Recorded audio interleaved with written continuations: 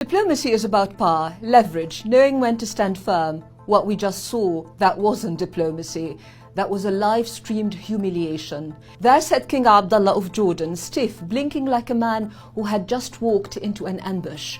His hands clenched, unclenched, his gaze darted anywhere but at the man beside him. And who was beside him?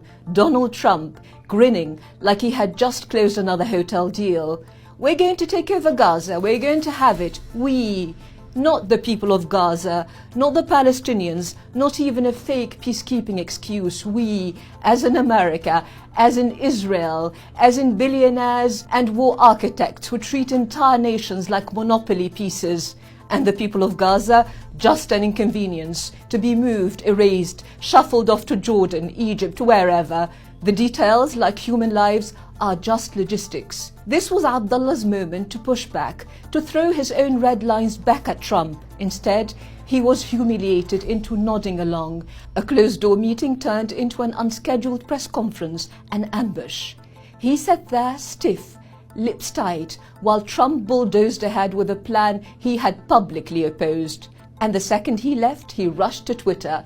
In both Arabic and English, he made it clear Jordan rejects the ethnic cleansing of Gaza. That was what he had told Trump privately. So why didn't he just say it publicly? Why sit there stiff and silent as Trump bulldozed ahead? His position is the right one, morally, politically, legally, and yet, in that moment, under the bright lights, he bowed to the spectacle. After his tweets, his foreign minister, red-faced, was sent out to hammer the message home on every major news channel. Then came the joint statement with Egypt, forcefully rejecting Trump's plan. Because this is what Trump does. He humiliates his own allies. He doesn't just impose his will, he makes them bow to it. Forces them into photo ops where they have no choice but to nod and squirm. And Jordan wasn't the only one. Saudi Arabia got the same treatment. Sitting next to Netanyahu, Trump lied, claimed Saudi Arabia was ready to normalize relations without the Palestinian state it had always demanded.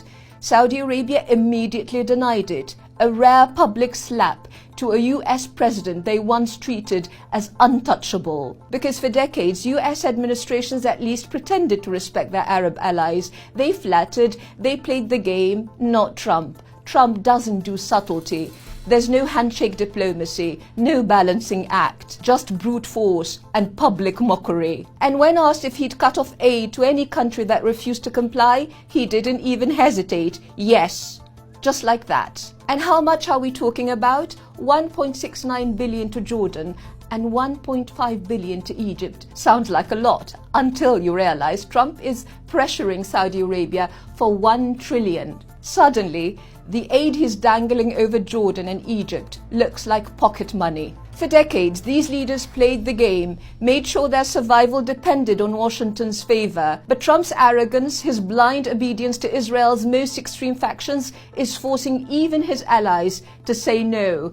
Because he's not just pushing policies that hurt them, he is threatening to set the region on fire. Trump keeps repeating, Israel is too small, it needs to be enlarged. That is not just a threat to what's left of Palestine, that is a threat to the entire region. Because Trump's far-right Israeli allies don't just want more land, they want it all. They talk about expansion from the Nile to the Euphrates. And Netanyahu? He doesn't even hide it anymore. When asked about a Palestinian state, he mockingly suggested, Saudi Arabia has a lot of land. That is the future Trump and his far-right Israeli allies are shaping, a Middle East ruled by expansionist extremism. A region where borders are erased, nations are torn apart, and millions are forced into exile while their land is stolen, bulldozed, claimed. And if Arab leaders give in, they won't survive it. Because what Trump is demanding isn't just obedience, he is demanding self-destruction. And even his most loyal allies can't afford to give him that. As Thomas Friedman warned in the New York Times, if the Trump administration tries to force Jordan and Egypt to accept Palestinians from Gaza, it will destabilize the demographic balance in Jordan, destabilize Egypt, and destabilize Israel. Similarly, Alistair Burt, former UK Middle East minister, stated that moving Palestinians from Gaza to Jordan is catastrophic to Jordan, not based on reality at all. And as the world warns of disaster, Israel's far-right finance minister, Bezalel Smotrich, just let the truth slip out. Dismissing opposition to Trump's ethnic cleansing plan, he admitted on live TV, "No, Gaza is not their homeland. 75% of the Palestinians in Gaza were originally displaced from areas like Haifa, Tabariya, Akka and Yafa in 1948. Well, maybe that's what King Abdullah should have said to Trump. Maybe instead of sitting there while Trump pressed him to help cleanse Gaza, he should have turned to him and said,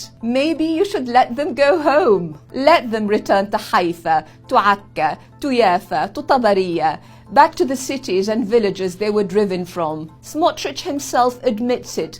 Gazans are refugees from 1948.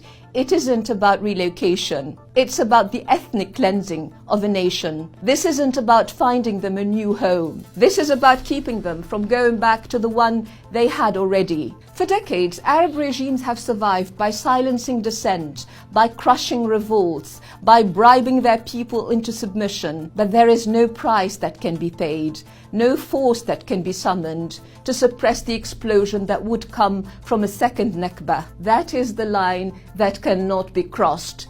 But if any of them sign away Palestine, if they think they can absorb its exiled millions and move on, they are deluding themselves. Their people will never accept it. No police state, no foreign alliance can shield them from the reckoning that will follow. They will pay the price with their thrones, with the very foundations of their rule. And when that moment comes, neither Trump nor Netanyahu nor any force on earth will save them. And that is why they're now finally saying no to Trump.